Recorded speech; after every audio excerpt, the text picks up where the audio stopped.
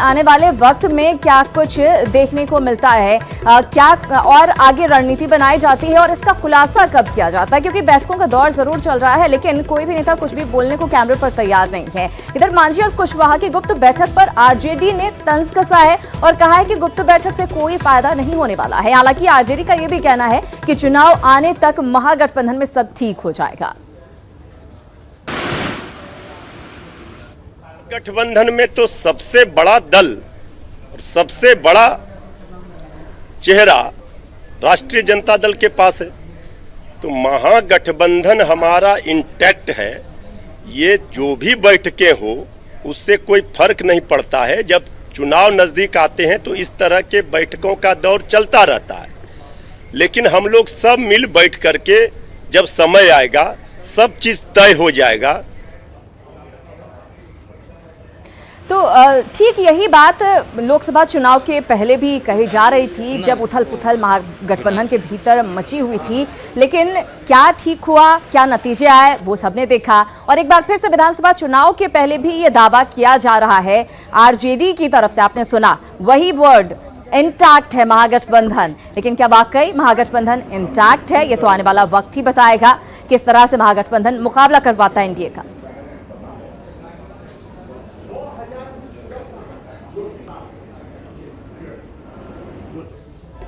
और अब इस खबर को समझने की बात दरअसल ये है कि महागठबंधन के नेता प्रेशर पॉलिटिक्स लगातार कर रहे हैं।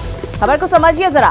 महागठबंधन के नेता जो हैं, बाकी दल प्रेशर पॉलिटिक्स कर रहे हैं, किस तरह से उन्हें फायदा मिल सके। अलग अलग बैठक की जा रही है, सियासी रणनीति का दरअसल यह हिस्सा है। बैठक के बहाने आरजेडी पर दबाव बनाने की कोशिश की जा रही है ताकि सीटों को लेकर कोई दिक्कत ना हो। आगे दबाव के जरिए अधिक सीट लेने की कोशिश की जा रही है। महागठबंधन के नेता साफ साफ प्रेशर पॉलिटिक्स करते हुए यहां पर नजर आ रहे हैं, जो कि नजर आ रहा है अलग अलग बैठकों को देखकर ही, और अभी कुछ बताने को तैयार नहीं है। वो साफ साफ महागठबंधन के अलग अलग दलों की रणनीति का हिस्सा नजर आ रहा है।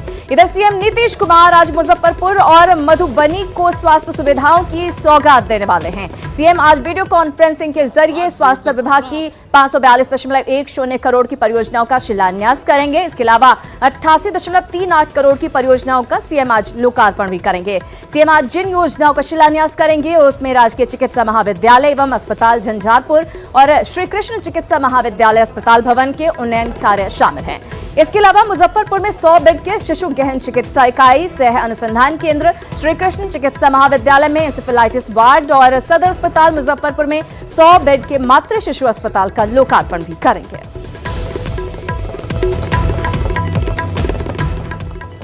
यानी एक्यूट इंसेफेलाइटिस सिंड्रोम, जिसे स्थानीय भाषा में चमकी बुखार कहा जाता है, उससे निजात दिलाने के लिए और तत्काल बच्चों को द्रुत गति से इलाज हो सके, इसकी व्यवस्था के लिए ये इस प्रकार के एईएस अस्पताल आप कह सकते हैं, जिसे PICU कहा गया है। ये 100 बेड का अस्पताल है और इसको तैयार किया गया है। इसमें तमाम जो अत्याधुनिक सुविधाएं हैं वो रहेंगी। वेंटिलेटर की सुविधा हर एक बेड पर होगा। इसके अलावा जो बीमार बच्चे हैं उसे बाहर भी एक्सरे के लिए नहीं जाना होगा, बल्कि ऑटोमेटिक डिजिटल एक्सरे होगा जो बेड पर ही होगा।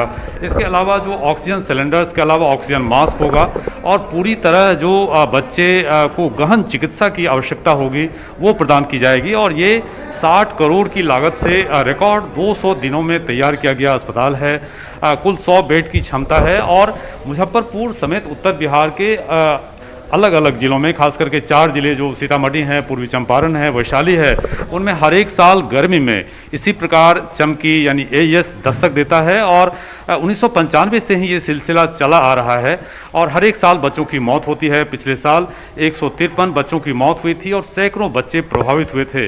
उसी को देखते हुए ये फैसला लिया गया इस प्रकार के अस्पताल का। और ये कहा जा रहा है देश का सबसे बड़ा PICU है जो 100 बेड की क्षमता का है और इसे रिकॉर्ड समय में तैयार किया गया है और इसी नवनिर्मित भवन में अब बीमार बच्चों का इलाज होगा।